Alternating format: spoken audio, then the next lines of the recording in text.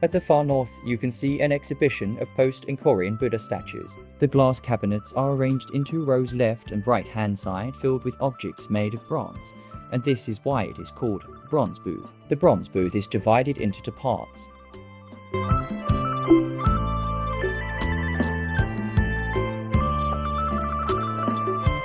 The bronze booth is divided into 2 parts. The left side of the gourd is A and the right hand of the gourd is B. Behind this booth is a newly prepared prehistoric section. To the south of the booth is an art gallery.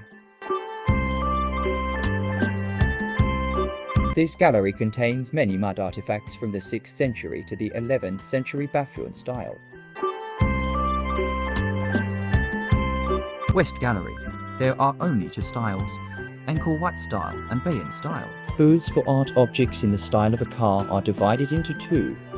Booth A, a booth with a statue of Jayavarman VII, and Booth B with the wisdom of Bamita kneeling. An ethnic gallery.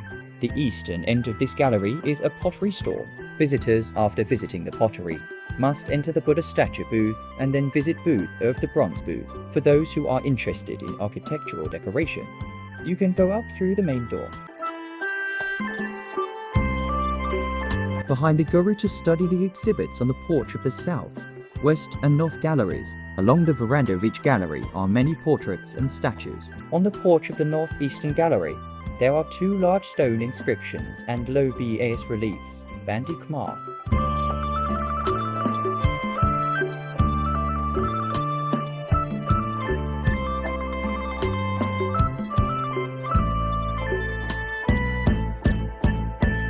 The National Museum in Phnom Penh is the largest museum in Cambodia, a collection of important cultural and historical treasures. The National Museum houses more than 14,000 statues and historical evidence of Cambodia from prehistoric times, Angkor and later.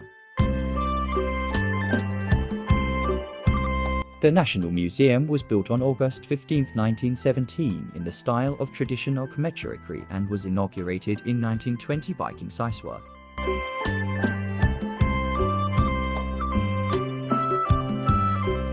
Inside the National Museum, there are artifacts from post-Angkorian and Angkorian. Good care for the world.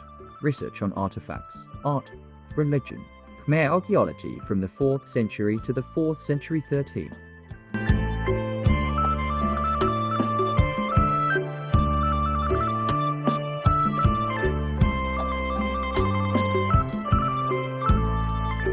George Grossi, founder of the National Museum of Cambodia.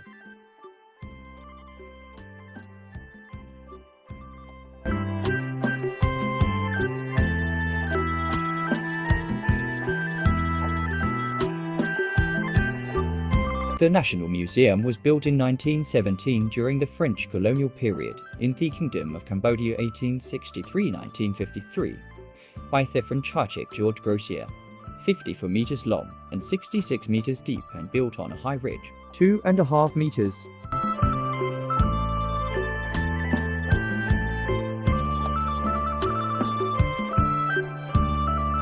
The inauguration took place on April 13, 1920, under the presidency of His Majesty King Sisowath, the Mayor of Cambodia, and in the presence of Henry Baphuon, High Representative of France in Cambodia.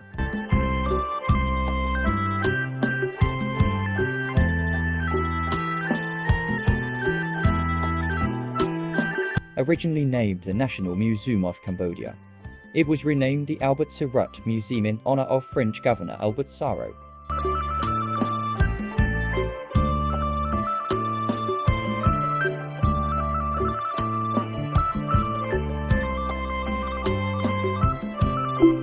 Today, there are 2 marble plaques, one in Khmer and the other in French, inscribed from that era.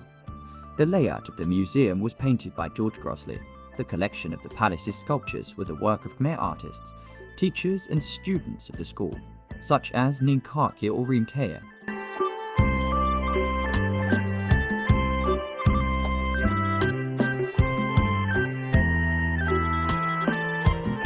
As both a museum and a training school, they decorated the 12 windows and the 3 main doors with vibrant carvings depicting ancient Khmer legends on the windowsills, west row from the inside.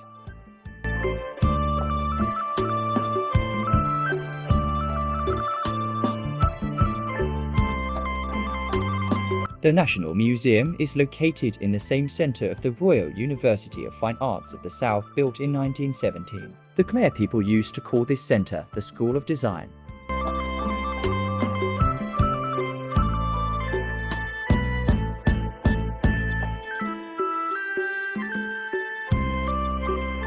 The museum was run by a French conservative, first of all by Pierre Dupont, the first conservative of Pierre Dupont, and later the management of the museum was handed over to Solon. Solange Thierry Bernard served as director until 1949.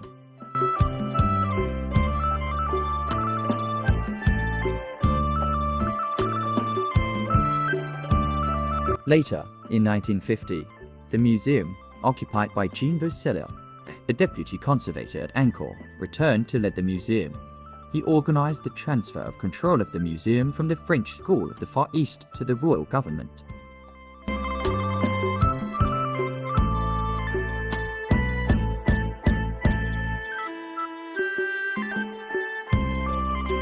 It was then that the museum was renamed the National Museum of Cambodia, after Jean Beausoleil. Madeleine Guiteau, 1956-1966, became a conservative.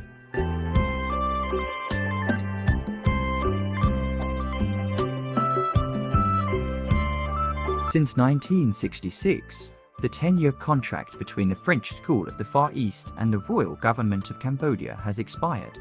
The management of the National Museum was transferred to the first Khmer conservationist.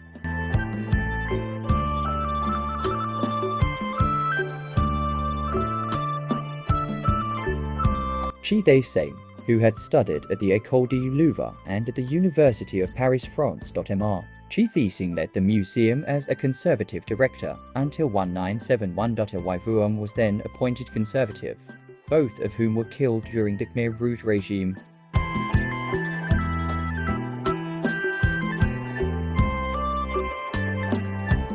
In the 1970s, when Cambodia was in the throes of a political crisis and security was not guaranteed, Bernard Philippe Grosley, the manager of Angkor Wat, transported valuables from the Angkor Wat Conservation in Siem Reap to the National Museum.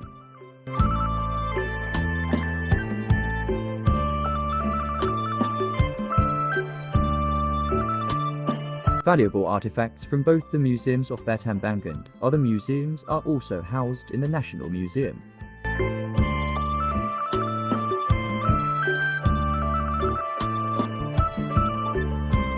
After being closed during the Khmer Rouge regime for almost 4 years, the museum was reorganized and reopened to new visitors on April 13, 1980. The high school has been appointed as a series of managers, with Mr. Ayuke Chi and Mr. Ayuke Sunheng.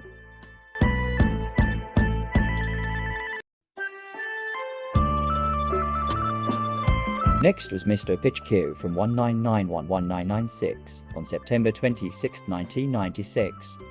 A handover ceremony was held between Mr. Pitch Keu and Mr. Kun Saimin, presided over by the Minister of Culture and Fine Arts, Nuth Norring, at the National Museum. Finally, Mr. Kong Virik came to the present.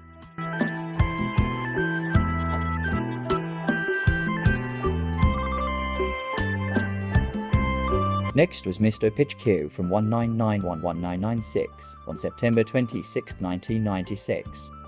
A handover ceremony was held between Mr. Pitch Keu and Mr. Kun Saimin, presided over by the Minister of Culture and Fine Arts, Nuth Norring, at the National Museum. Finally, Mr. Kong Virik came to the present.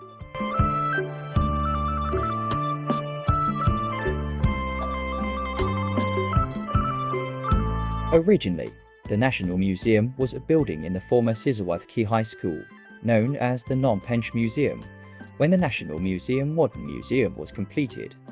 The Phnom Penh Museum was located in the National Museum today, renamed the Presidential Museum of Cambodia.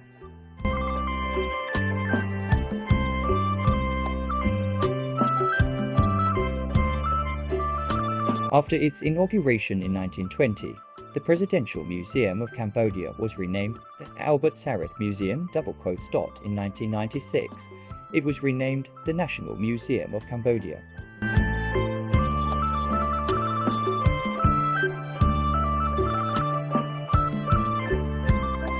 By 1979, The museum was renamed Museum of Antiquities.